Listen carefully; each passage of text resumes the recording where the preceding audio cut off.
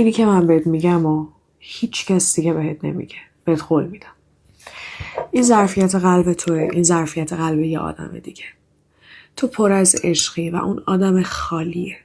تو میای به اندازه ظرفیت قلب خودت میخوای تو قلب اون عشق بریزی. چه اتفاقی میافته؟ سرازیر میشه. این آدم بدی نیست. ظرفیت قلبش انقدره. نمیتونه به اندازه‌ای که تو پذیرش عشق داری عشق رو بپذیره. چه اتفاقی میافته؟ سرازیر میشه. انرژی به تو بر نمیگرده. حس و حال بدی با خودت میگیری و احساس ناکافی بودن میکنی چون این آدم ظرفیتش انقدره نمیتونه ظرف تو رو پر کنه. به آدما به اندازه ظرفیت قلب خودت عشق نده. به اندازه پذیرشی که توی قلبشون هست بهشون عشق بده.